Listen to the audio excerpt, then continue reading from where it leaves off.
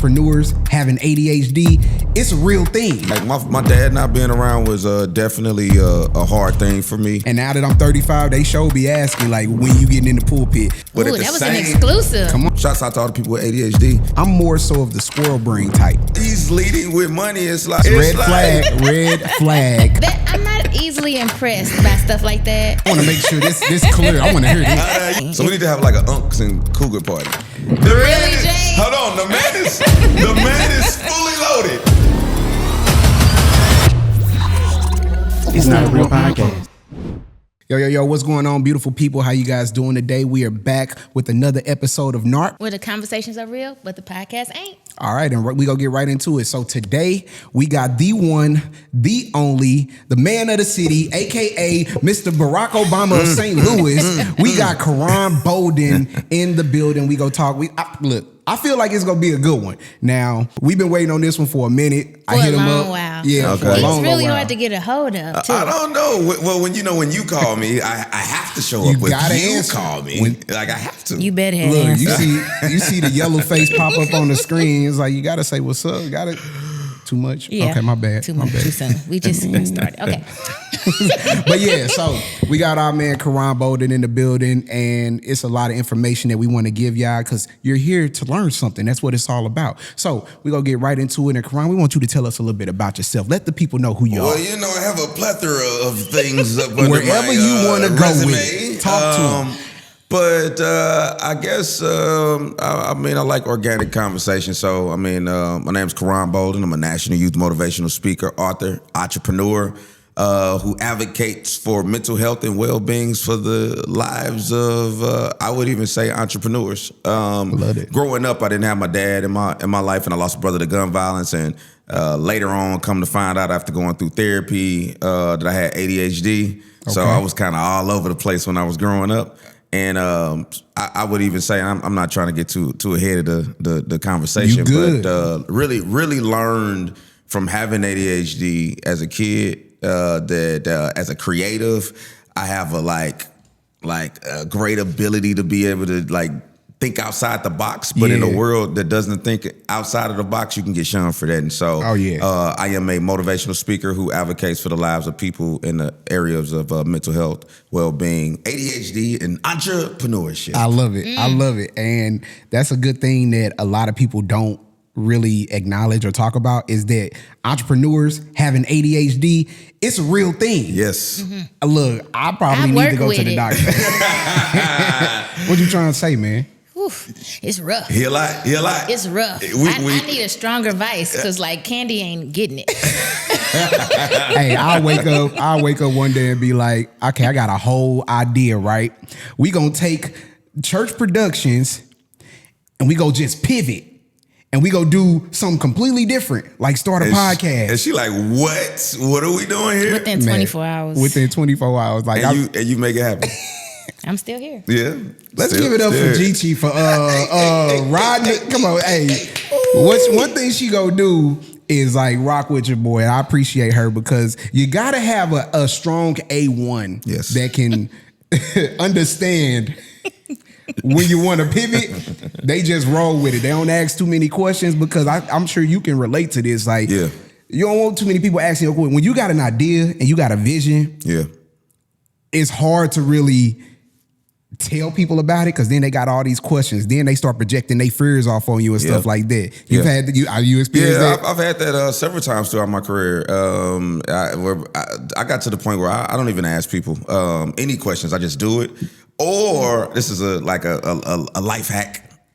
Sometimes I will ask somebody who has normal thinking so that they can tell me what not to do, and then that confirms what I should do. Exactly. You know what I'm saying? So I'll call somebody who I know picks things apart and how you gonna do this? When you gonna do that? And how you gonna do that? And that don't sound like a good deal. Why don't you play it safe?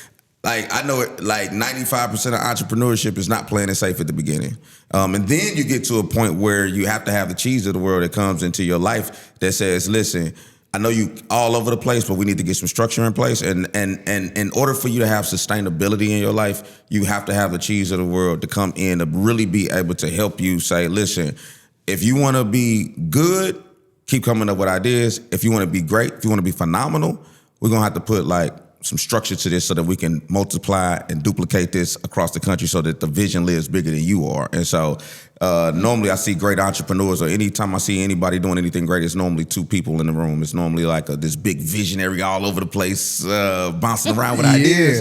And then you got a person that's like, hey, sit down in your seat. I am so much more structured. Let's do this. Sit down in your seat, and I'm gonna rock and roll with you, but we're gonna have to have some structure here. And so, shouts out to you two. You guys have been doing some great things. Can we give a round of applause for y'all up in this thing? Thank you. Appreciate it. So how did you come up with the idea for Bold Moves Agency? Where did that come from? So Bold Moves Agency, actually I had a friend of mine that was like, one day I was like doing all this speaking stuff, and then I started like working with like these major corporations like Gap, Banana Republic, Walgreens, Wells Fargo, Bank of America. I was working with all these, Did you get McDonald's. discounts on the jeans? They actually did give me some clothes. They Gap. They did, Gap. Shout outs to Gap. They gave me they got me right. Got an all expense paid trip I had spent that I had went to. In Vegas, I spoke at the Banana Republic conference. I actually came in, cool story, I actually came into the store. There was a young lady that was a general manager at the time, and she helped me put on my first suit. Yeah, so when I went to the Banana Republic. How old were you when this happened? Oh, man, you gonna put me on. You better not say last year either. I think I was, please don't laugh at me, but I think I was 28 years old. Okay. Yeah, I was like 28, 29, somewhere around there. And I was like, I don't know what to wear. I gotta do this. I had this Cadillac magazine ad that I was asked to be a part of, and I didn't know what to wear. So I went into the store and I'm like, yo, can you help me? And she just showed me around. She put some clothes on me, and then I told her, I said, hey, listen, I'm getting ready to do a Cadillac magazine ad. I guess she didn't believe me because I was like young or whatever too. So I don't think she really believed me. And then I came back in with the magazine ad and was like, hey, yo, thank you. And I wrote a letter. I told her thank you. Yeah. And she sent that to her general manager and her regional manager, and they sent it to the main corporation. And then I was on all of the like when you had to check in and clock in, they put my story on a clock in thing, and then they flew me out. They said this is what it happens when you take good care of customers. So that was a remarkable time for me. But they did take care of me though, for sure. That's dope. That's dope. Ain't nothing to be ashamed about with that suit thing, though, man. It's really not. I mean, there are people twice that age that still don't own a suit. So I like rocking the suits now. I'm 42 years grown now. And I didn't even know that. You 42? Yeah, I'm 42. See, he got like the little skunk patch. You see the little salt and pepper. I know mine up top. I'm waiting for mine. I'm waiting for this mug to just connect. First of all, you waiting on it. He got the little beans. Bro, I done started using what is it, minoxidil. I done did everything under the sun. I just need this mug to. It's legit been the same. It's gonna hit when I'm 40. I bet you it's gonna hit when I'm 40. Mine came in later too. Sometimes you got the late bloomers. So I'm with it. You have an actual beard though. That's just that. Okay. You know what? Bean. I'm gonna stay out of y'all business. You're right. I ain't got it. It's cool though. It's cool though. I got my little skunk patch up top. So yeah. But ain't nothing wrong with that. A lot of people don't realize that. Just because you haven't put on a suit, because I know plenty of dudes, with us doing mentorship, and we go get into all of that. I've talked to a lot of young men that are 18, 19, 20, even 25, and they be like, what do I get? Like, it's way more than just walking in K&G and be like, let me get the medium and then put it on and then go about your day. Absolutely not. It's don't knock K&G now. Don't knock it's an art K&G. I ain't knocking them. Wide-legged suits now. Don't do that. I used to shop in the big and tall section at K&G. Tall? First of all. Next question. What else you got? I feel like you got some good, because I'm scared when she got her head down over here. Yeah, she got her pen in her hand. This is a guilty pleasure for her right now. So you spoke about your father not being in your life. Mm-hmm. So how did that affect you as a businessman and a father? You might need to yourself? move the mic in front of you. I don't know. Well, should I ask it again? Let's see. One of the things about it is like my dad not being around was definitely a hard thing for me. Mm-hmm. But your normal is your normal. So when you grow up without a father, you just It wasn't. It didn't. I didn't think that it affected me, but it really did. Yeah. And then when I went to my father's funeral, come to find out he was this big humanitarian too. So that was like crazy. Like my dad was like the president of probation and parole for the city of St. Louis. He was over the Federation of Block Units with the Urban League. He was over. He was the president for like the grand for the Masons over the state of Missouri. Dang. He was a motivational speaker.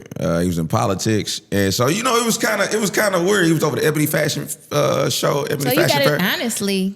Yeah, we really didn't talk as much, but it's crazy because like people that know like on that side of the family, like, yo, you sound just like him, you look just like him, you walk like him. I like if y'all was together at the same time, he passed away.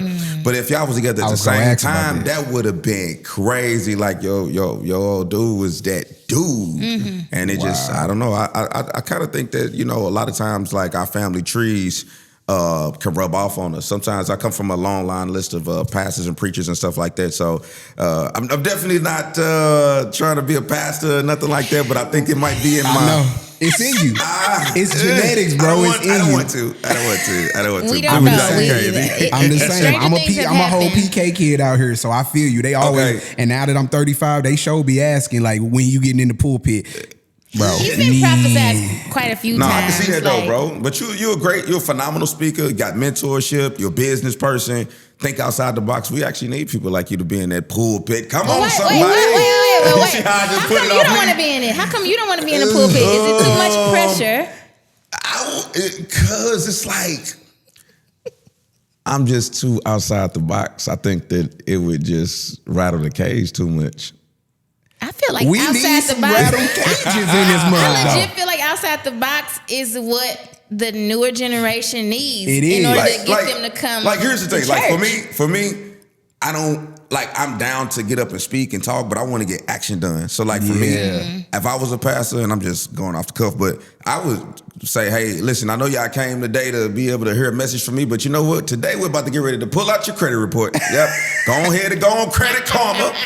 And we're about to go in there and look at your credit, and we're about to talk about how we can dispute things. Like, because listen, if you guys lower your debt, what does that do for the church overall? Like, you're paying all these interest fees, you're paying 4 times more than what it's worth. If I was able to lower your debt, we would be able to thrive as a church financially. So like, I don't want to sit in here and talk and motivate you and inspire you to do the same thing you was doing yesterday. We're going to get work done. So yeah, crack open your phone. We're going to go in here. We're going to dispute some stuff. We're going to start talking about paying your bills on time. We're going to talk about like how to get financially funded and take your business and your personal life to the next level. So like for me, I think that's kind of radical.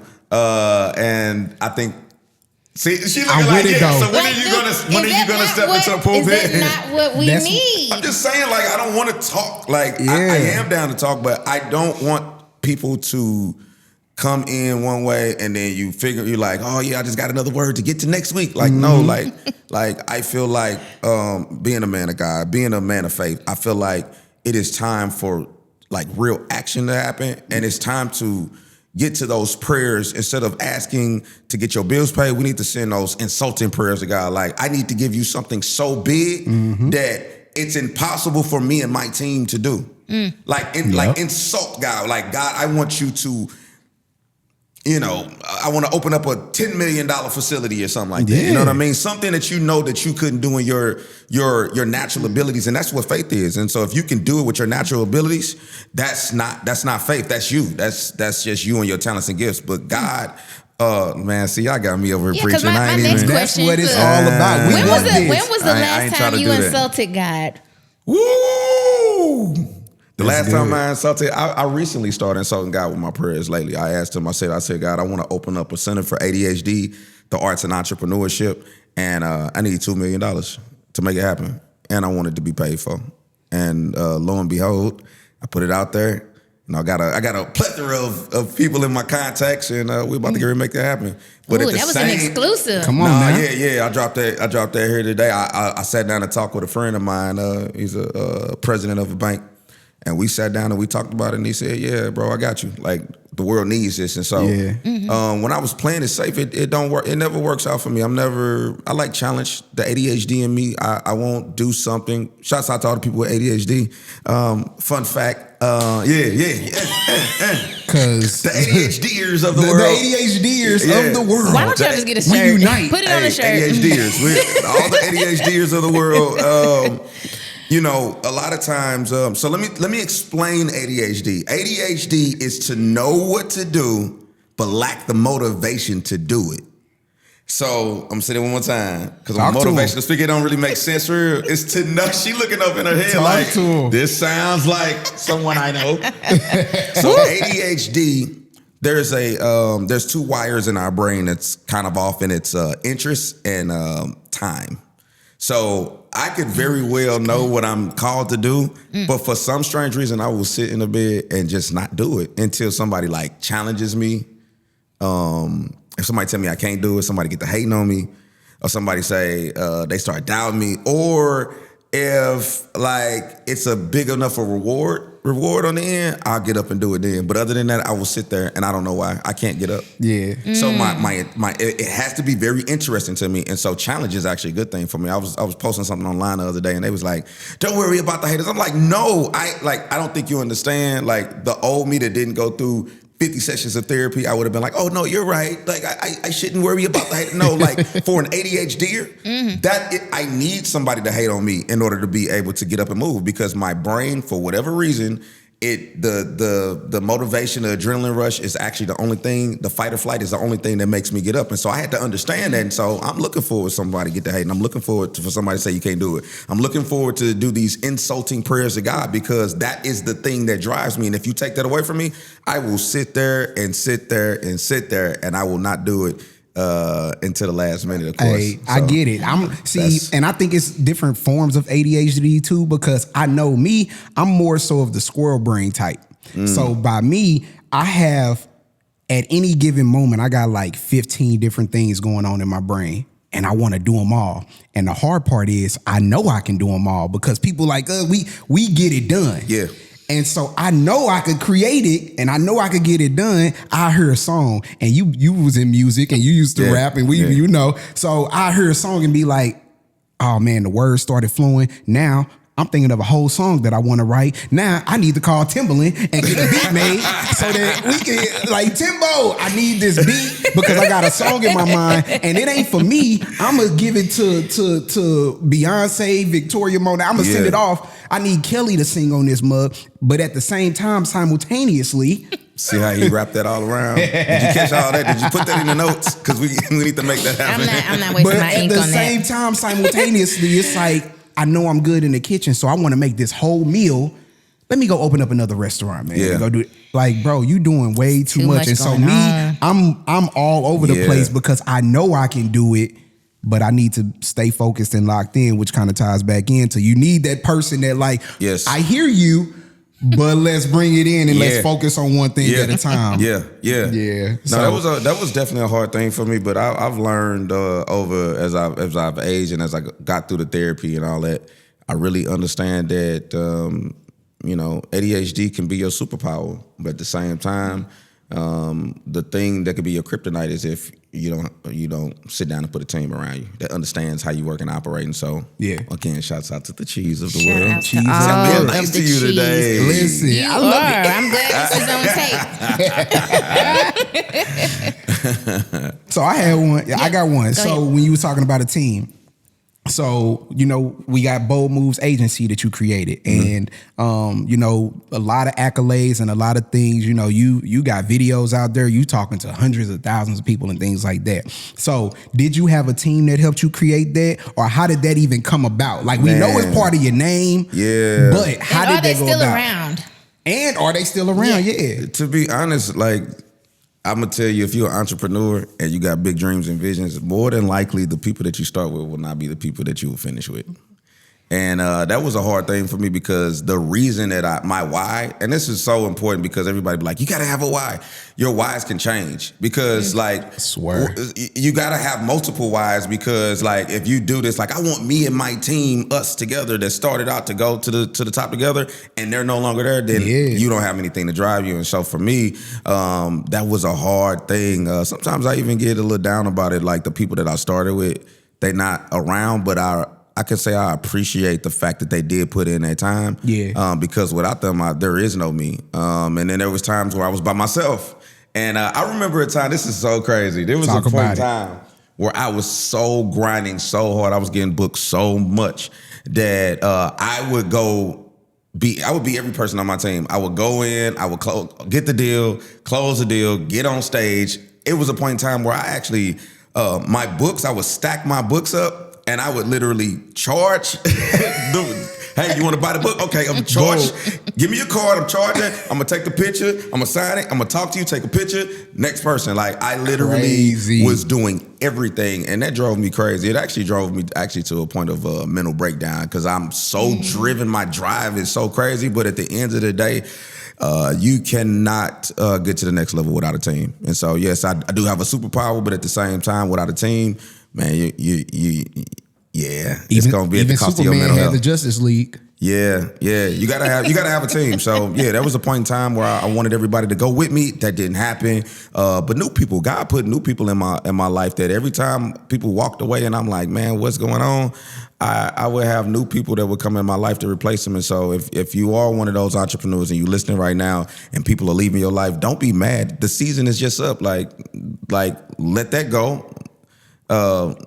Keep moving forward, and new people will come on the team that'll help you because this is bigger than you. Way bigger. I'm starting to get excited because I feel like there's somebody watching this, like listening. They like, man, I can't find a team. If you watching this, this is for you. He's like dropping right all now. the gems. Yeah. Man, when I tell you, like this entrepreneurship thing is really hard. Like I've been doing, I did music for 15 years. I did music business because me and my group, we had a record deal with Def Jam. So like 15 years in music business, and then I've done 15 more years in business, speaking, community outreach, and all that. And this is a very, very hard thing. Yeah. And I'll tell you that this is actually a little fun fact that I heard this guy who's worth a couple $100 million. I went to one of his seminars, and this is what made me change things. He said that it's almost impossible for you to make anything more than like 150 to 250 a year by yourself. And so I'm like, man, I don't care what you talking about. I'm gonna make this million now. Like, I got the hustle and drive. That's good. But I will tell you that as I kept moving forward, he actually turned out to be right. Like once you start making 70,000 on up, it's almost kind of like an hourglass. Like you turn it upside down because at that point, the pressure is so high, the stress level is so high that if you don't get you a team, you will have a mental breakdown. And I've seen that even happen. Like I'll give you an example. Like I've seen barbers and beauticians, like the business is all built on them. And I've seen them own like multiple shops, and then they'll have that mental breakdown, and then boom, they close up everything. And now they have to go back to a shop that they working for somebody else. Yeah. Which there's nothing wrong with that. You go up and you go down and you go back up. But I'm just saying that had somebody pulled them to the side in their heyday and said, hey, listen, this is an amazing idea, but if you're the one that always has to be here, trading your time for the money, and you doing everything, you'll never be able to expand because you only have so much mental capacity and energy to be able to achieve your goals, and you got to use your young years to be able to make that happen. And so for me now, I'm much more I'm better off in my career. I'm much more stable, and I can make phone calls and make things happen. But if I had to go back and talk to my younger self, I would say, man, listen, like have these big ideas, but build a team the size of your dream. Yeah. Because other than that, you're gonna have that mental breakdown. Say that part again, because I think somebody watching this and they done missed that. What was that last part? About 20 cheese. Yeah, I need about 20 of y'all, because I'm crazy like bro over here. Like I'm super crazy. You got to have a team the size of your dream, and so a lot of people will say, I just need another me. Well, like, no, you don't need another you. You actually need the opposite of you. The opposite of you. Yeah, exactly. I don't need another me. That's really good. Like, if I just had another me, like, no, you don't. Like, we don't need another. Like, that's a circus, especially for me. Like, you don't want another me. It's crazy. Yeah. If I had another me, bro, I tell people all the time, like, people don't understand, like, y'all work so well together. We love the chemistry. We see this and that. Y'all don't understand. We argue every day. All day, every day. All day. Do we not go back and forth every day? All day, bro. And when you leave, I'm going to cuss him out again. It's only been how long you been with us for? It ain't even been that long. I don't know. But Ben done heard us argue probably 50 times. He ain't got enough fingers and toes. Yeah. He done heard us argue. But when it's all said and done, we get stuff done around here. Yeah. Like, because y'all chemistry is amazing. Because I need that we balance. know each other well enough to know when we want to be bothered, what the boundaries are, when it's time to stop playing and get work done. Like, we know each other well enough now. Yeah. And it gotta be like that. So stop trying to look for the person that's just like you. You need that person that's opposite of you, because that's what we call balance. Yes. Like y'all that. looking at each other like that. Because she's sick of me low key. Right now. She's sick of me low key. Like, man, if you don't quit playing. But yeah, okay, my bad. I'm done. So you spoke about 50 sessions of I was finna say surgery. 50 sessions of therapy. Boy, woo. 50 sessions of therapy. Congratulations. Thank you. I know that was, first of all, you got to be brave enough to go to therapy, because you have to tell the ultimate truth up in there if you want to change, if you want to heal, if you want to become whole. Yeah. So, like, what revelations did you discover about yourself while you were in there? Woo. Well, first of all, going through therapy, there's somebody inboxed me yesterday because I talked about my 50 sessions of therapy, and somebody inboxed me or left a comment, and they were like, well, why is it such a big stigma? And I'm like, to be honest, you know, everybody say, oh, you just need to go get therapy. Like, therapy is hard. Mm-hmm. So, like, if you're talking about going to therapy, and that's one of the reasons that I want to open up this Center for ADHD, the Arts and Entrepreneurship, because, like, when you go to therapy, nobody's telling you that if you've been writing with your right hand the entire time and that's comfortable for you, and somebody say, did you know you're left-handed? And you're like, what? Even though you're okay, so now you're giving me a better way. I am getting things done all my life writing right hand, but somebody look over and say, hey, you're left-handed. Yeah. And so that becomes a little frustrating, because when you start trying to write your name, you're so used to what worked for you. But in order to be able to write your name better, in order to be able to go to the next level, in order to be able to get what you never had, you got to do what you've never done before. And so it gets really frustrating, those first strokes of the pen, where you're trying to write your name with your left hand, and the entire time you're writing it with your right hand. And so it is a very frustrating thing. There was times where I felt like giving up, felt like quitting. It actually got worse before it got better. It actually was a point in time where I thought I was going crazy. Like, I just could not handle going to, you know, some of those hurts and traumas. And, you know, I got to the first 10 sessions, and then I felt a certain type of way. And then I got to 20 sessions, and then I got to 30 sessions, and I got to 40 sessions, and I got to 50 sessions. Like, once I got around maybe 42 sessions, that's when things really start to click for me. So one of the revelations that I learned is the end of therapy, and I don't want to, no spoiler alert or anything like that, but the end of therapy, to be honest, is not just you talking about your problems and stuff like that. The end of therapy is self-accountability. Asking yourself, how did you get yourself in this situation, and what part did you play in it, and how can you learn from that to make sure that it don't happen again? So, like, what are some of the things that you hold yourself accountable to now? So one of the things I told you, I lost my brother to gun violence, and my dad wasn't around. So I found out my attachment style, which is, your attachment style is something that you get at birth. So you don't really remember, like if your mom held you too much or didn't hold you enough when you was crying, like at that point in time when you can't even remember, you developed an attachment style. Either you're anxious, either you avoid stuff, either you feel like you don't want to get help from nobody. That all came from like the ages of 0 to 2. You're using your mother's womb. You don't even remember that, but it's affecting you, right? Mm-hmm. And so one of the things that I found out about myself is that I didn't have, I tend to people please. Ooh, man, Jesus. Because I would people please, and I didn't know why. Like, in order to change something, you got to know why you're doing it. I would people please and use my talents and gifts to be able to keep people around because I didn't want you to leave. I had these abandonment issues. I lost my brother to gun violence. I found out about myself that I tend to use my talents and gifts to be able to add value to people so that they won't leave me. And so I got to a point in my life where I said, you know what? Hey, listen, if you want to leave, like, your loss. I cannot continuously keep trying to use my talents and my gifts and my service and all that stuff to be able to keep people around. If you love me, you love me. If you don't, or if you picking me because of something, this is what I would say. If you come to me because of the signs, miracles, and wonders, it's Sunday today. I'm going come on, back to talk about it. It's a Sunday. Let them use you. Let them use you. So there was a time that Jesus was doing all these miracle signs and wonders. And everybody was following me. Everybody's getting healed and all that. And then at a point in time, he said, you know what? I don't want to talk about, I'm not healing nobody else no more. I want to talk about, like, end times. I want to talk about, like, the afterlife. I want to talk about, like, character things. And it said that a lot of people walked away from him, even his own disciples. They bounced on him. And I found that the people that normally come because of the miracles, whenever you cannot perform the miracles anymore, they will leave you. So don't use your talents and gifts to draw people, because when you no longer can utilize those talents and gifts, those same people, when the miracles are over, they're going to leave you. They're going to leave you when you can't turn the water into wine no more. They're going to leave you when you can't help them pay their rent. They're going to leave you because they can't. So now I've learned to set boundaries. I've learned to be assertive, calm, and direct. And if you are here for the miracles, that's fine. But if you feel like the only reason you're here for is the miracles, then I'm sorry to tell you, but I have no purpose in your life. I love it.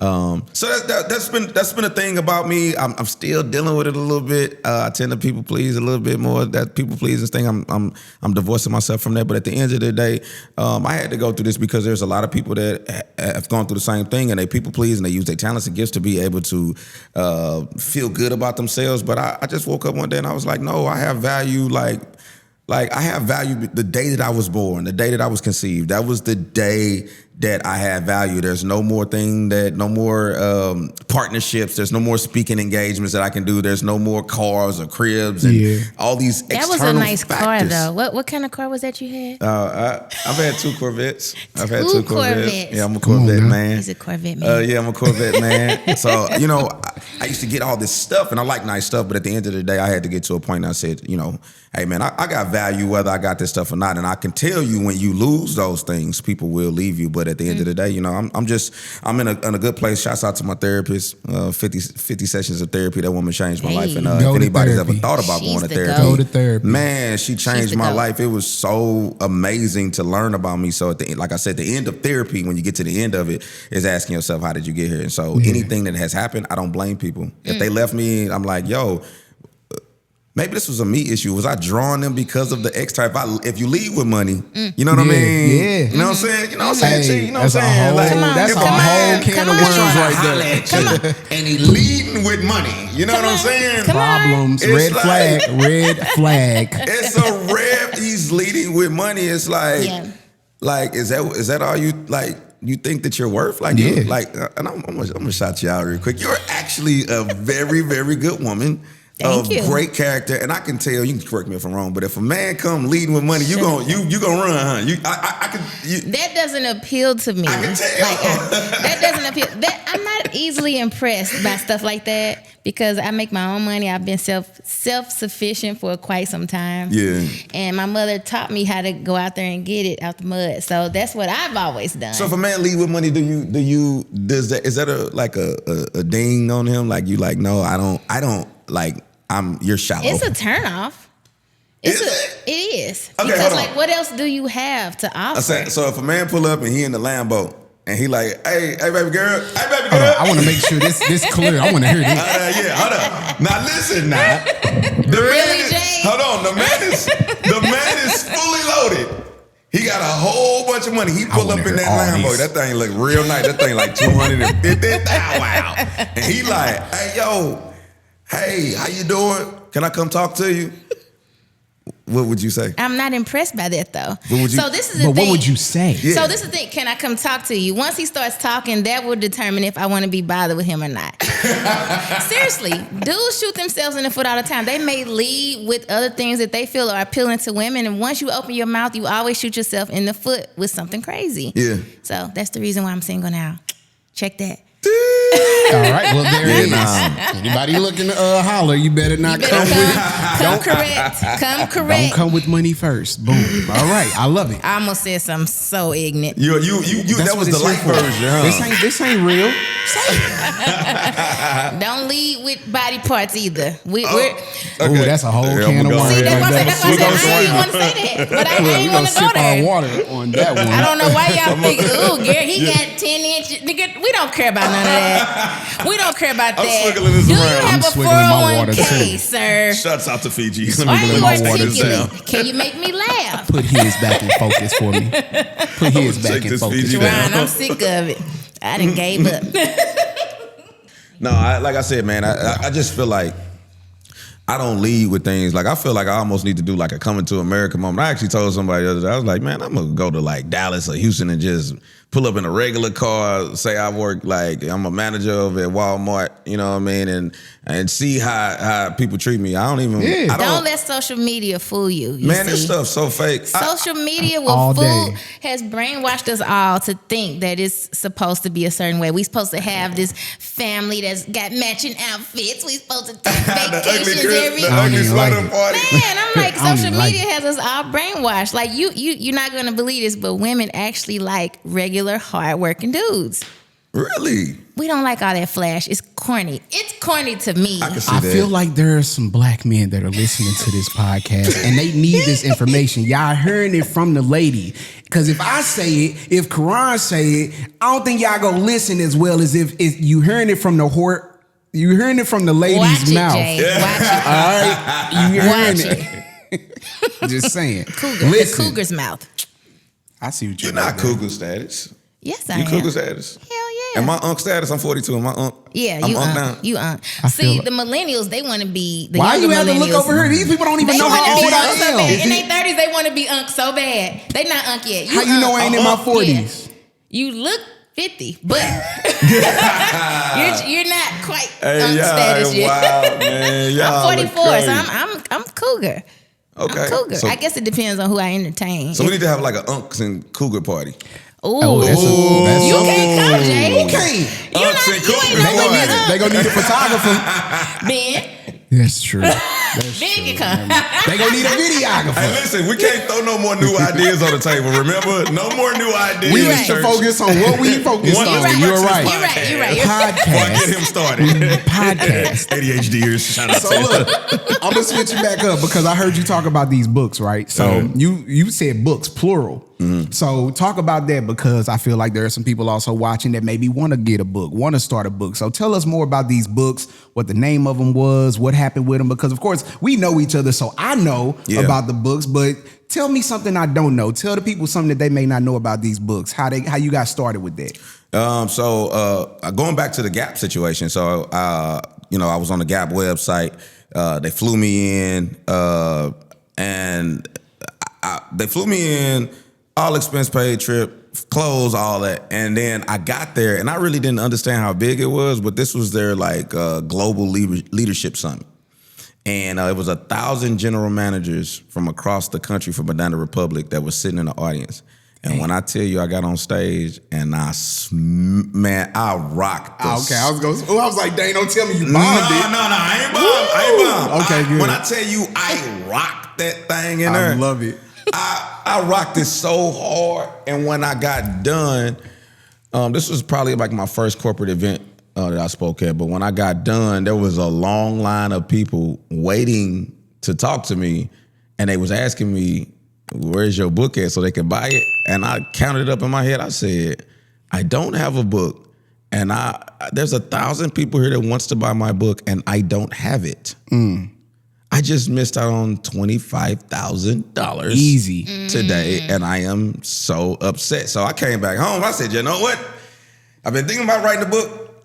but it's time to get on down. So, and I had been starting and stopping. There's, you start it, you stop it. You say you want to write a book, you write a chapter, you reading it, you looking at it, you kind of doubting yourself. This time I came home, I shut everything down, my business down, and I wrote the book. And in today's date, I've sold 8,000 copies. I'm glad that I have done it because it's opened up so many doors and opportunities. So the name of that book is called Rock, Paper, Scissors. And then I wrote another book. It's called The Greatest Year Ever, How to Live Every Day, basically, like it's January 1.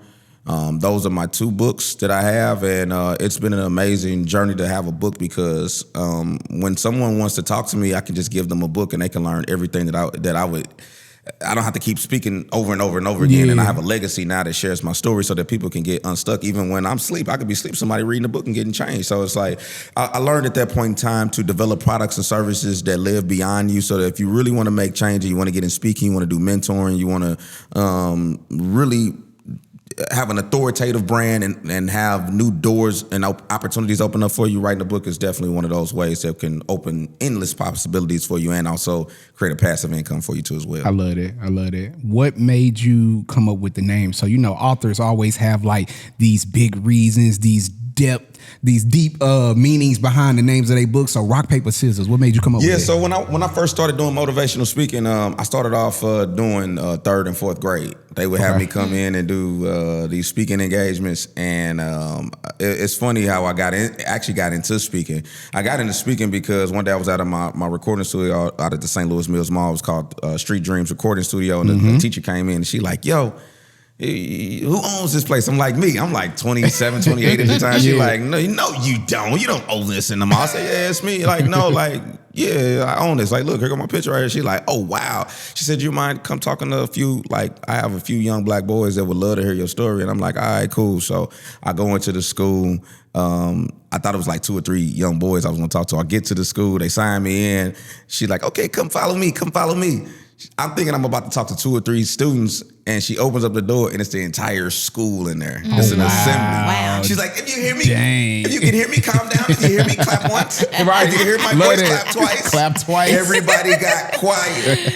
And I'm like, okay, like, what's going on here? And she's like, everybody, I decided that I wanted to bring in this great motivational speaker. I'm like, who, me? Like, I'm not no speaker or nothing like that. I thought I was talking to like 2 or 3 young boys. Like, she's like, he's a phenomenal young man, and I was going to bring him to talk to 2 or 3 young boys, but I thought that would be very selfish. So everybody give a round of applause for our keynote speaker, Koran Bolden. Let's go. And I'm like, what? Straight like that. And Mike, that's your first one? First one. See, that was a mint. That was so mint. She gave me the mic. I looked at my partner, and we looked at each other like. The whole rapper. Okay.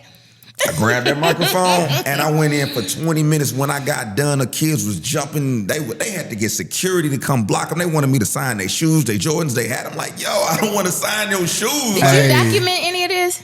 I got a picture of the first speaking engagement, but I wasn't prepared. I just went in just to serve. Yeah.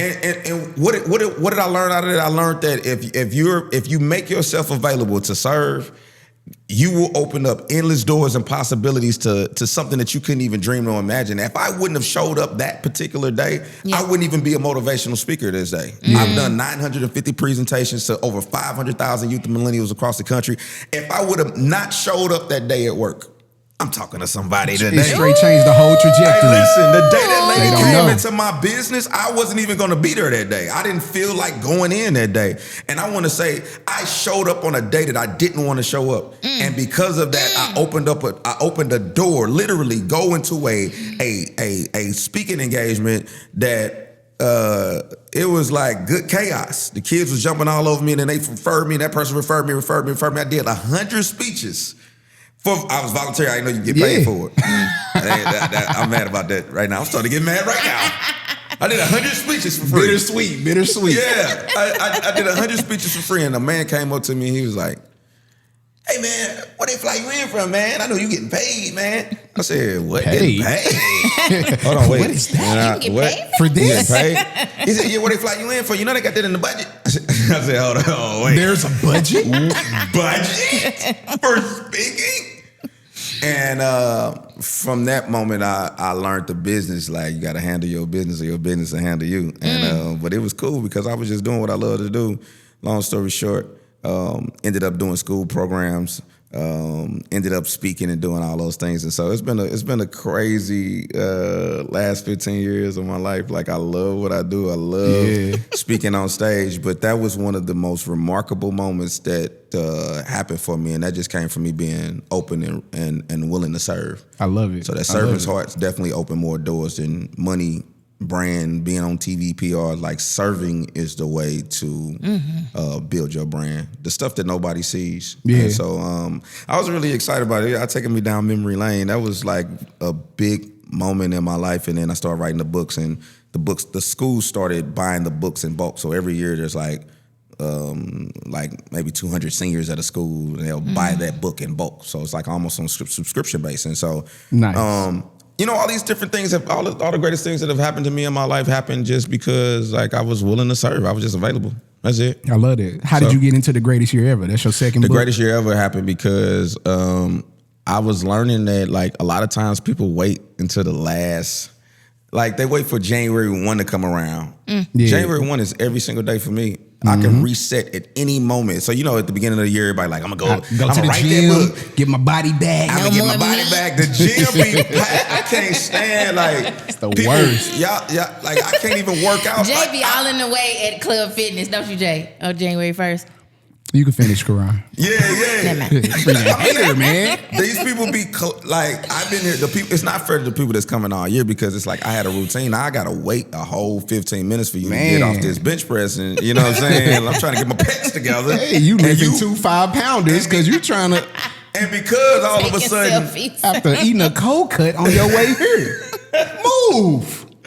You know you're not gonna be in here 3 weeks from now. It's gonna die down. The momentum go down. And so what I found is that real leaders, real game changers, real doers, I live every day like it's a reset. So they've figured out a way to be able to get you to reset your mind after you done spent all your Christmas money. You know what I mean? They like, we need a reset. Let's New Year. New Year. It's a reset. And so I found out that one of the key formulas to resetting is to be unapologetically selfish. It's not because what happens at good. Listen. I like that. Go more into that. People think that it's the new year that actually is, it's a new year, new me. Like, no, new year, selfish me. Yeah. And a lot of people think that it's like something wrong with being selfish. Like, no, the reason that you're actually getting work done is because you said, let me cut away all these distractions out of my life and let me now focus on myself. And that's telling people no, telling people not right now. I cannot help you right now. And when you start to love on yourself and start to tell people no, and you start to set boundaries and you start to be unapologetically selfish, you get work, things start to happen for you. And so this particular book is just about being unapologetically selfish and not feeling bad about it, to the point where you get results, because the more results you get for yourself, the bigger love tank that you have. Yeah. So if I keep giving everybody the $1,000 that I have, I'll never get to the $1 million. But if I say no to you right now, you might not like me right now, but if I get to the $1 million, I will have more thousands of dollars that I can loan out and give out to people without any hurt or pain. Yeah. And so I had to learn, like, if I really want to be a good steward of the vision that God has given me, I really need to start like having this reset, this January 1 moment anytime I want to have it. I can have it right now. I can go out to the parking lot right now and I can reset and say, listen, 3, 2, 1, boom. Happy New Year. You know what I'm saying? Literally.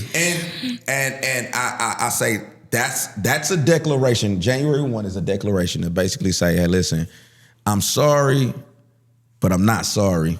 I am about to love on myself and tell a few people no. You know you love yourself when you're able to tell people to no. And mean it. And mean it. And not say just no. say it. Like you legit mean that. Like with a period, like somebody. Like ask me something. Wait, no, this is good. Wait. You've been waiting on. She was waiting on that church. Literally, she was waiting on it. Wait. Ask me something, Koran. Okay. Oh my God. Okay. Watch this. You ready? Okay.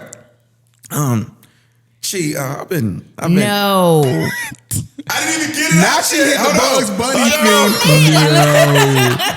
Hold on, let me get this out. Okay, so listen. So you know when you tell people no, sometimes there's this thing called a rebuttal. Okay. Okay. I love it. You know what I'm saying? We've been to people, so Jay. you said no. All right. So now, hey Chi, I understand that you said no, but hey, listen, Chi. I've been kind of peeping you online. I heard that you was, cougaring it out here. And, I don't think that you should be on the market anymore. And I just want to know, like, if it would be okay to be able to take you out on a date this weekend. I would love to be able to spend some time with you. Can I take you out this weekend? Let's have a good time out. No. Did you feel the awkward silence too? She's been practicing. She's done this before. Wow. And so you do it with a smile too? I mean, I'm polite. I haven't got to that point yet. So I'll tell people no. Hey, that be the word. I be hurt. Look, I done got told no politely. I'd rather you just hit me with that, I'm good. Like, okay, cool. Like, all right. But that like... No, thanks. No. Because I'm like, wait, why? Now I need to know, why are you saying no? Right. Listen, when I was younger, I used to lie about the no. Oh, I got a man. Oh, I'm too busy. Oh, I'm a lesbian. Like, whatever the no was. But I was really lying versus just standing on the no, I'm not interested. Like, it's just no, I'm not interested. So where did you develop the smile after the no? Because that's the diabolical part right there.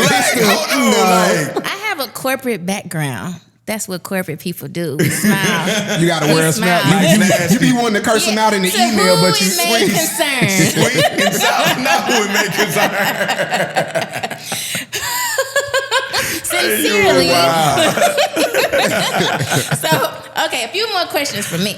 All right. Unapologetically selfish. Now, it hit me right around divorce time, and I know that you unfortunately had to experience a divorce. Yeah. Like, what has life been for you since being single, Koran? Because you were married for hell. Like, woo!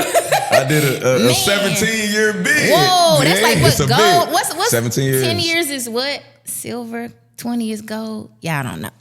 Never mind. I know about that. But I didn't get the gold status. No, 1 year is like paper or something. I'm gonna look it up. Okay. I never even heard that. Yeah, like that's a new one. Them the kind of gifts you're supposed to get from people. Like paper, gold, silver, diamond. This a married thing or something? He don't plan on getting married, I don't even know why. Hey, you're missing out, church. I'm good. Maybe that's one reason why we single. Bro, listen. We didn't get the memo. I ain't get that memo at all. Life after divorce is that has been a lot. Like, you especially when you go a long time with someone, it's like you're so one to the point where it's like losing a left leg and a left arm. Like I did not know how to function. So it was like a Job moment for me. We were together, happily married. Everything was perfect. And, as you get into the years, and one of my biggest pet peeves, my ADHD is going, but one of my biggest pet peeves when somebody try to tell me, like, about how things are supposed to be, and, like, it's hard enough to try to go 17 months with somebody. I did 17 years with somebody. That's like, a bid. No, like that is like a straight That's bid. Crazy. No, I did 17 years with somebody, and so like I've even, sometimes I done went on like little days and they be like, that's why you see, that's why you're single now. Like, whoa, triggered. I'm triggered. Man, shots fired. That's why I see you. I'm like, hey, look, like, no, like, see, this is what you don't understand is that, like, going through something like that, definitely, I'm proud of what we did. Like, you can't take away 17 years. Like, it didn't work out like I was supposed to work out or how we thought it was going to work out. But at the end of the day, without her, I wouldn't be where I am today. Mm-hmm. And so I don't have anything bad to say. I have only good things to say about my marriage, and it didn't go right. But here's the thing: I didn't even have a dad in my house. The good thing that came out of that is now I'm able to be a dad to my children, and I'm still a great dad. And I pride myself on that. Forget the house, the cars, the career. I don't even care about that no more. I care about how my children care about me and what do they think about me. And my children love me. I'm able to be in their lives. And what we did together, nobody can take away. We made history in the city of St. Louis. And so for me to go that long, for her to come from a broken family, and for me to come from a broken family and to do 17 years, hey, listen, we passing that torch to our kids, and they gonna supersede them and pass us up. And so it has been very, very trying and hard. At the time that we split up, 2 weeks later, COVID happened. Oh, dang. So I had a Job moment, like everything was good, and we had our challenges and stuff like that. But I lost my family. I lost my career because you couldn't speak nowhere. 97% of my income came in from speaking. So everybody canceled. All my books was filling up, and I always thought I was cool because, like, as a speaker, you're booked 8 months out. So I already got all these contracts, but they only give you half. So you living off the half. You're like, I'll get that on the back end. When I finish, I get the other check. They saying basically like, no, keep that check, fine, but ain't no more back end. So I literally lost my family. I lost my children because I was in St. Louis at the time when COVID happened. So we was living in Phoenix. So I lost my self-esteem. I lost my faith. I'm asking God, where you at? I remember a time when I was like, right around the time COVID happened, the world was shutting down, and I'm just flat out broken and broke. I don't have any more money. It's over. And I sat there, and then shout out to Annie Malone. Annie Malone had approached me, and they was like, Koran, we need your help. Our biggest fundraiser of the year with the Mayday Parade, it's not going to happen this year because the world is shut down and it's only essential workers. Like, everybody was shut in the house. Like, it was scary around that time, of course. And they asked me to put together a marketing campaign to be able to help save the organization and save the children and the families that are impacted and helped by Annie Malone. And my crazy self didn't know how to say no. So this is the one time that saying no actually was a good thing. I said, I'll do it. And she said, yeah. I said, how much you need me to raise? She said, $50,000. I said, wow. Big dreams. Right. Big money.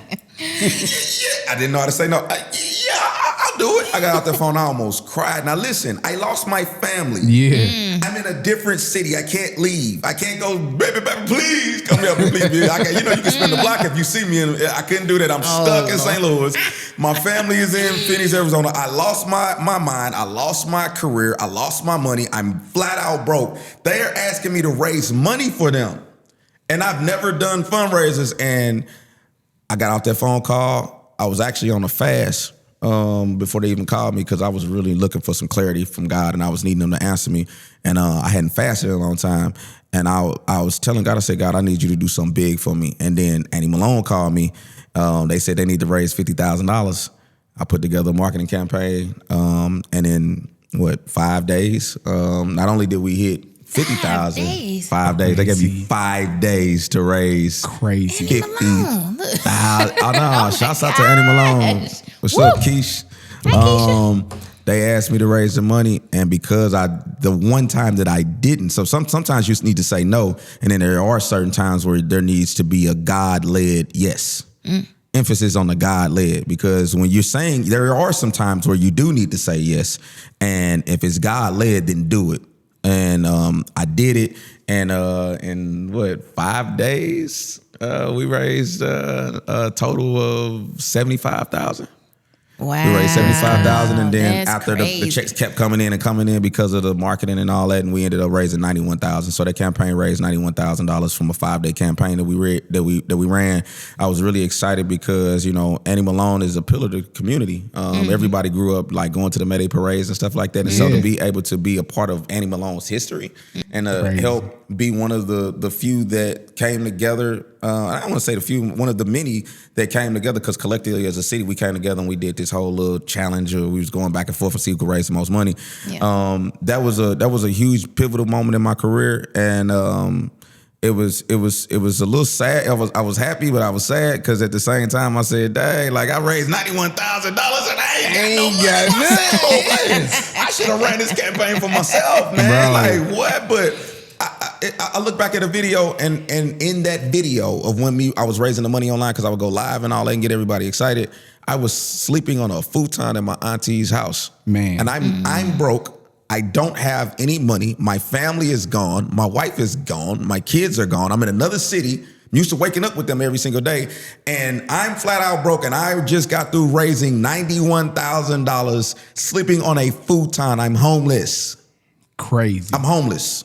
I don't have a place. Like, and my career's gone. I can't even make a living for myself. No one would have ever known I that was you were homeless. going through all that. The futon that I'm on, and I'm like, hey, yo, everybody, yo, let's go. Yeah, we getting ready to raise this money, baby. Let's go. Let's get it. Because I remember the campaign. Like, no one would have ever known. That futon was my auntie's. I'm sleeping on a futon. Crazy. Homeless. Not knowing which way to go. And you did a campaign. And I did a campaign. So what can be taken away from that is that sometimes in your darkest moment can produce the brightest future for you.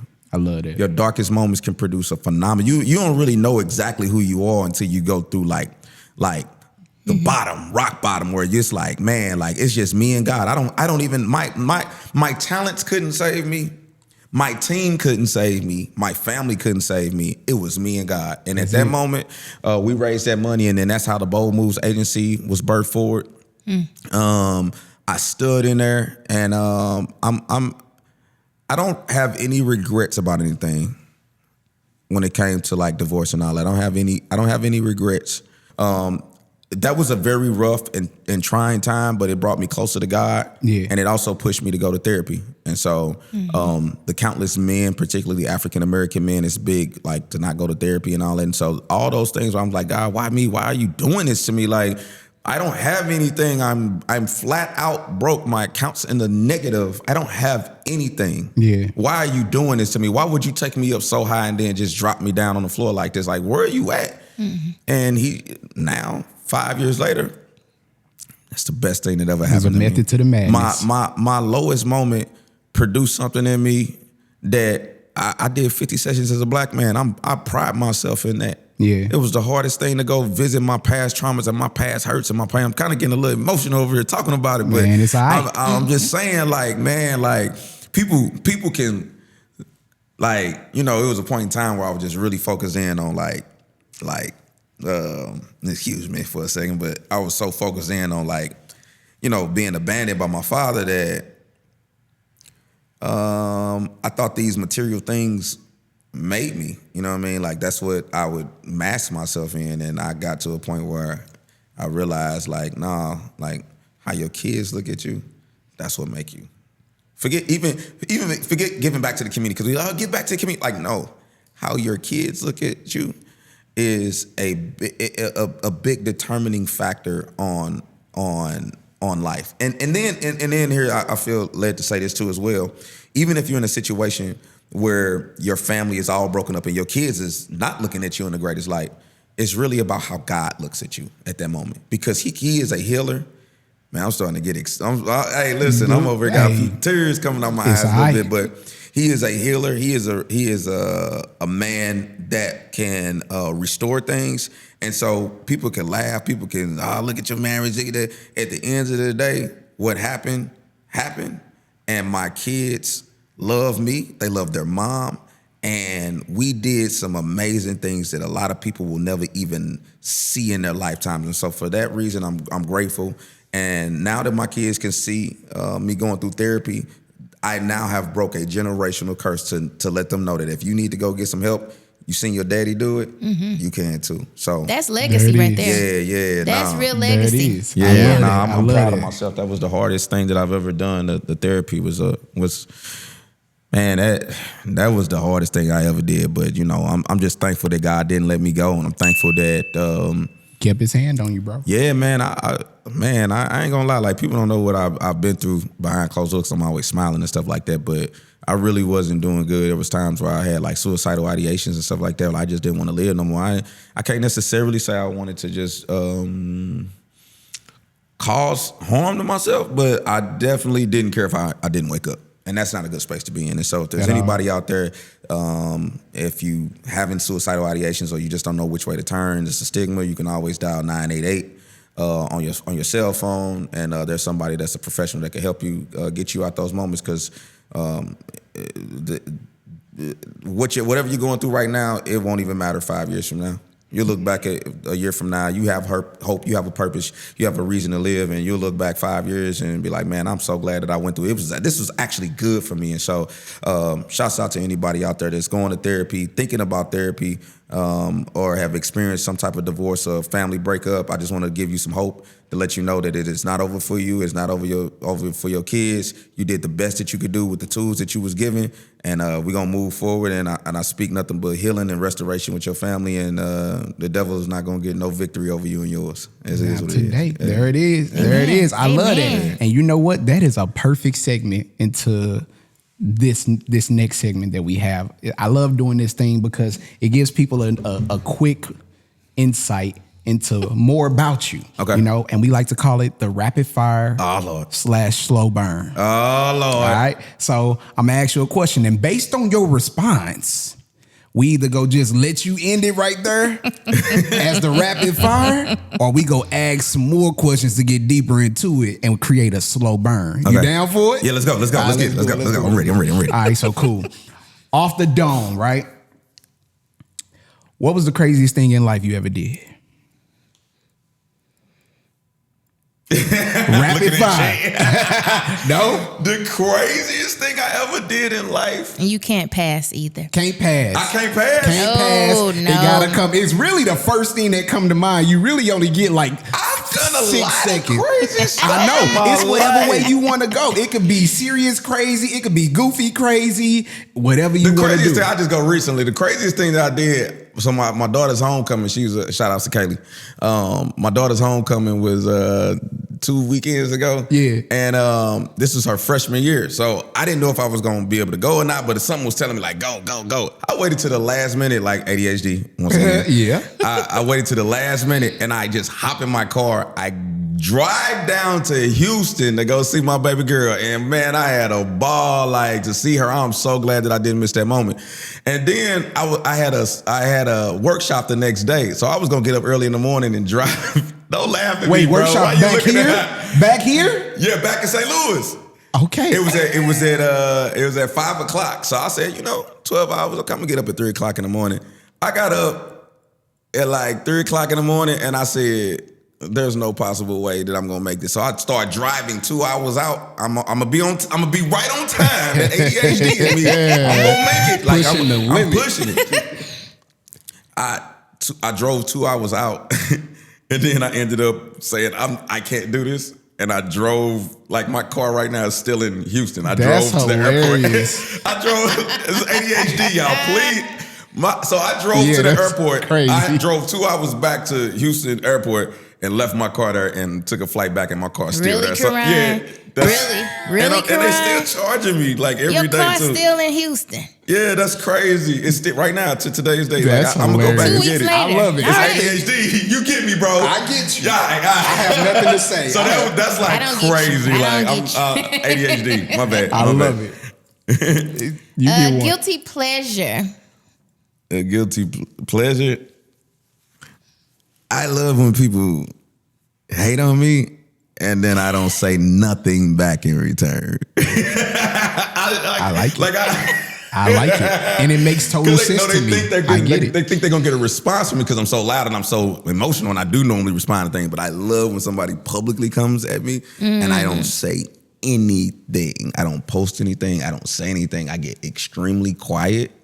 And then they're like, where is he at? And then bow. There it is. Come back with the new announcement. Like, surprise.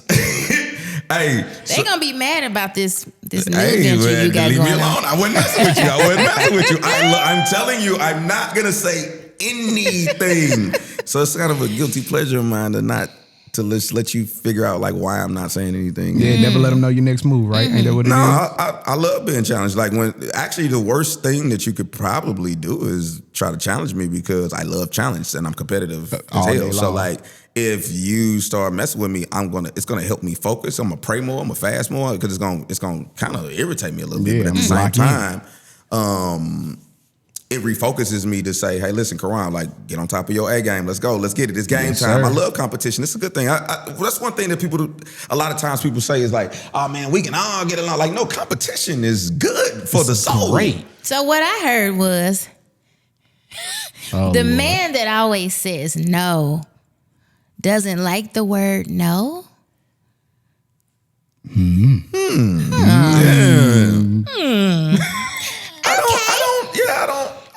don't too much care for the word no. Okay. But it challenges me, and I figure out a way to try to turn it into a yes. There you go. I didn't ask you. You're right. Well, you co-signing, sir. I'm just saying. Next I get question. it. All right, you're right. I got one more. So you said you're a Corvette man. If Corvette never existed, what would be your favorite car? I'm either gonna hitting with the G-Wagon. Oh, okay. Yeah, G-Wagon is just, see? Yes. Those are sexy automobiles. I'm not a fan of that car. No. That don't get the girls. That is not. I just don't know why people like that. G-Wagon. Come on now, you ain't gonna. Come on now. I know you ain't scenario, different vehicle. Like, I'm just saying, like that's not gonna move me. Come on either. now, if I pull up in the G-Wagon with the door, when I open the door, they got the Benz sign on the ground. Come on, somebody. Holograph. Really, Jay? Or is it Why are you that co-signing? That ain't gonna sway you a little. Sway me to do what? Sway me to do what? To let me consider you. Get in. Let you consider me. Like, no, let you consider me. Like, no. I don't care about that. Okay. Yeah, we got it all wrong. I don't care about none of that. So I would do the G-Wagon, or I would do the I would go obnoxious and I would do the Cybertruck.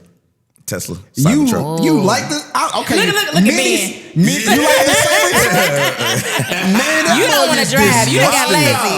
No, he done got lazy. He don't want to drive no more. You want the car to do the work, but you. I love them Tesla trucks. I mean, I like Tesla personally just for the technology, but that Cybertruck. You like that? That mug ugly. Things look like FedEx boxes. Definitely pulling up. It's obnoxious. It's loud. I like that. That's all I got. Okay, I like cool. it. I like it. What's your? You got one more? One more. What you got? Your favorite song to work out to? Okay. One of my favorite is Jeezy. I put on for my city. Yeah. I pride myself in St. Louis. A lot of people have left the city. A lot of people, talk down on the city. But at the end of the day, one thing I can say about St. Louis is that we can talk about us, but y'all bet not talk about us. St. Louis versus everybody. Hey, listen. Everybody. Hey, listen. Know, if you go out of town and you see somebody with that STL hat on, it's like a straight cult. Hey, listen, if I'm in the VIP, you are in the VIP. Hey, my man, come on. You with me? He with me. Hey, you put the L's up, you already know. Stop playing with us. Don't let no Nelly or Chingy or Sexy Red come on, because we gon' Ben, you know how to hit it? Come on, Ben. You been here long enough. Come on, Ben. Look, we gonna teach Ben how to hit that Nina pop one time on. We come in. We did not come in together, but we leaving up out of here together. We are united, and don't let it be no beef or no static. Because hey, you good? Look, you good? That's all it takes. You good? But it's so crazy. The one thing that I could say is like, if we could just bring that back home, because once we come back home, it's like. I don't know. I don't really know you. You cool? We had a good time, but it's funny how that works. If we had that same energy that we had out of town when we see that St. Louis hat, if we had that same energy in the city, this city would turn up, and I believe that this city is going to turn up. We've been through so much stuff, but a lot of things that have happened in this city has changed the world. From Nelly to things that happened with the Ferguson, with Mike Brown, and all that. Like St. Louis might not be necessarily number one on the map like a Miami or New York or Houston or Dallas or LA, but at the end of the day, for us to be so small, we be making some big noise. Small hinges swing big doors, man. And St. Louis is one of them small cities, but we swinging those big doors. And so I would definitely say, for me, put on for my city. I am thankful to have been able to serve this city. I'm thankful for this other thing too, which is really important that I want to say, is that it is very important that when you're building your business brand, for you to make as many friends as you possibly can and do people right, because the same people that you seen going up to the top and that you helped when your moment, because you will have a moment, the moment you don't get called to the mat, those are the same people that's going to see you on the way down. And depending on how you treated people on the way up is what will determine on the altitude in which you will fly high on the way back up. And so I had some really, really, I'll say bad people that kind of left me.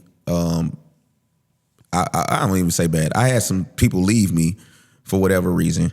But it was some people I could have focused on that and like, no, nobody want to help me. But instead I took that and say, how many people? Yeah, 10 people left, but there's 10,000 people that are willing to help me. There it is. Yeah. I ain't gonna lie, like for real, I'm gonna be 1,000. When I was going through everything in my divorce, it was messy for a little second. Everybody want to know. They all in your business, like, oh, did you hear? They want to be in that business. They want all the tea. Hey, listen, because our stuff Like, was bro, I perfect. drink We was coffee. always branded. We had billboards. We did everything together. So it was like, hey man, what's going on over there? Like, I couldn't even get booked because people were so focused on that. Wow. Like. That's crazy. But this is what I'm gonna say, man. Insane. I ain't gonna. Sometimes people need to see you fall down, and to get real respect, they need to see you fall down and see how you get back up. And so when I got back up, the city has rallied around me. When I go out and stuff like that, they be like, "Bro, I am proud of you. Yeah, the stuff you're doing in mental health, the stuff you do to get back up." The humbleness, the space that you're in now, all the people that you helping come into therapy and stuff like that. Like, I am so proud of you. And so for me, I feel like, you know what I mean, the city had my back. I love them. STL made. I never leave this city. I'll never leave it behind. This is the greatest city on earth, and I'm standing on business with that. So there it is. I put on For My City is definitely the song that I'm playing in my playlist to stay motivated. There it is. There it Love is. it. You gave so many, so I got this final segment that I like to do with people because again, I want everybody to always leave here with something where we call it the NARP nugget, right? Okay. Where you just leave them with a good nugget. But I mean, you done always gave has to a circulate some 20 around piece food, too, chicken like- nugget around this mug. The NARP nugget. He hungry. You done Dude, dropped stay a- hungry. Gee, why you doing them like that? I ain't gonna lie. The funny thing is, I'm really hungry right now. I'm finna eat a bag. Ben, was them chips on point? I'm finna eat a bag of chips. Grind him on Man, none. looking like he hungry right now too. You making him We hungry. finna take a lunch break out of this mug. But no, I want you to give the people, leave them with a NARP nugget, something, that one good piece of advice that they could take with, you know, after we wrap all of this up and they get done watching this episode, that one thing that like, that's what I need to elevate. Man. Oh man. Because you gave so many. I would say let go and let God. You have a lot of times we have this thing in our head of how we think life is supposed to happen. And for whatever reason, it never happens that way. Ever. But like I would even be willing to say like just let go of it and be fluid. Be fluid. Like when things are happening, take a deep breath. Be patient with yourself. Be kind to yourself. And it's going to all work itself out. I even feel calm right now talking about You that. said You it know in what a I'm calm saying? manner. I feel it. Like, you know what I real mean? talk. Like it calms you down. And because whatever you're constantly worrying about, God can't move in your life when you're worrying. Yeah. When you got that anxiety on you, you got to let go and let God. Like, so whether you got financial woes, you're going through something in your marriage, you're going through something with your kids, you're having a mental breakdown, I just want to say let go, be patient and loving and kind with yourself. And at the end of the day, if you let go and let God, he gonna take all those bad things that people might even be laughing at you about and you criticized and you're embarrassed about, because you can sure be embarrassed. But at the end of the day, it gives you tougher skin for what you're getting ready to go through next. And so all those people that's out there, you know, stay in the game, stay focused, and God is doing something. He's about to get ready to do something in your life that you cannot dream or imagine. This tough skin that he's giving you through trials and tribulations, allowing those things to happen, he's going to use that for his good to be able to create a phenomenal future for you. And so stay in the game. Love y'all, St. Louis. I appreciate y'all for letting me be on the podcast. Oh man, thank you for coming. all Will that, you man. come back to visit? What? You're being nice to me? Hold on. What? This roller Wait, you coaster the of woman that told niceness. me no. You when got I 4 just more asked minutes. her. No, you got 4 more minutes, and then it's back to Ochi. Hey, listen, I asked her. Listen, church. I asked her out on a date in my brand new G-Wagon that she did not care about. Hey, I've and learned- told me no with a smile. I've tried to get into her relationship affairs and try and get. That's the one area I stay out of, and I see. You see, I got Because he quiet. don't know what he's talking about either. I got real quiet. I'm the one but got to deal with y'all. Do you get a lot of people trying to talk to you? I'm sure. Or what do you call a lot? I'm saying, like, every time you go out, is it a guy trying to shoot his shot? I mean, Or they in the DM? My neck hurt, man. My neck hurt. Okay, I'm gonna ask you one question. This gonna tell it all. Are there people in your DM that have been shooting their shot so much to the point that they are having a conversation with themselves? You haven't said anything back, and they're like, "Hey, how you doing? Oh, that's good." Men and women. How you doing? Wait a minute. We gonna have to talk about this off air. I like this. Yeah, So this is the thing. Can I just share something? We done. We ain't done. No, I gotta give my outro. Catch this. I gotta give my outro. Cameras rolling. Now, what you about to say? Do you want me to give my outro, or you want to finish this part? Well, let me just. He asked me a question. We keeping it on this. So men are a little more timid when it comes to approaching me and or communicating with me. The women now, they're pretty forward. I don't want to be bothered with them either. But the men, it's a turnoff. Like if you can't just be confident and approach me and talk to me, they don't do that. Okay, so let me ask you a question. Let me ask you one more question because the fellas are getting some insight right now. Is that right? If he gets in his G-Wagon. What is him with I don't know this what's up with G-Wagon? this. Okay. I want one. Okay. He gets in his G-Wagon, he tries to holler at you, and you say, no, with a smile. Should he follow up with you? And if he sees you out again, is it okay, or should he follow up with you again and try to shoot a shot again, or should he just take the no as a no? Look at Jay. I want to know this. I'm trying to figure out why Jay looking goofy like that.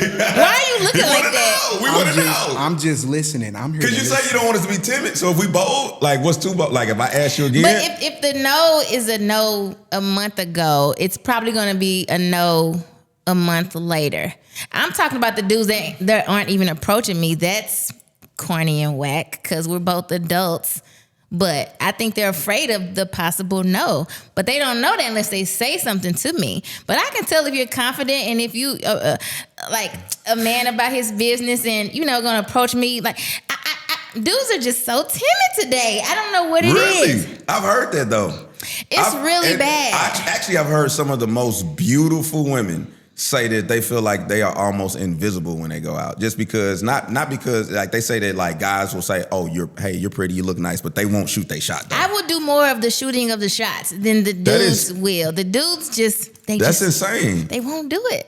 They don't do it anymore. So do you give them like any type of cues? Like how do you let a man know that it's okay to come up to and talk to you? I'm pretty blunt about it. If I want you, I'm saying something. You saying something? Yeah. You gonna come to them and say something? Yeah. If I want them bad enough, I'm saying something. Yeah. Hey, handsome. What? How's your day? Hey, handsome. How's your day? What you eat today? Wow. I cook such and such. I can bring you some lunch. So we're in a space where like the woman.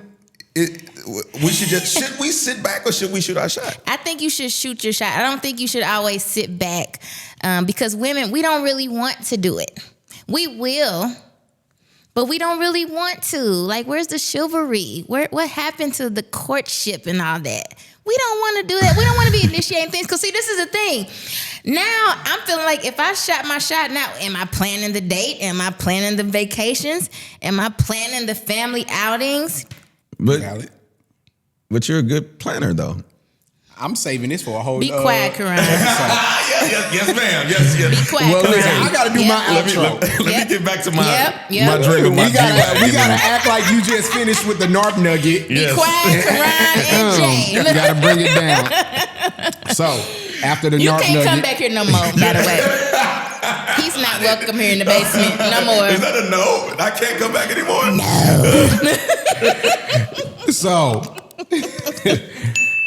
So, as you just heard, you got to let go and let God. So, we appreciate y'all for tuning in on this episode of Not a Real Podcast with our man Koran Bolden in the building. If you got something away from this, please make sure that you like, you subscribe, you do all that fun stuff for the YouTube and for the algorithm. Comment about the episode. Let us know what was your favorite part about the episode. If you actually want us to bring Koran back or not.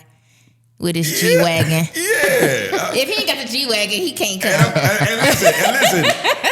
Last thing, the minute I get it, I'm gonna go stop your Facebook page and try to figure out where you gonna be, and I'm gonna be like, I got you blocked. Hey, I got you blocked. We are out of here. Thank y'all for tuning in.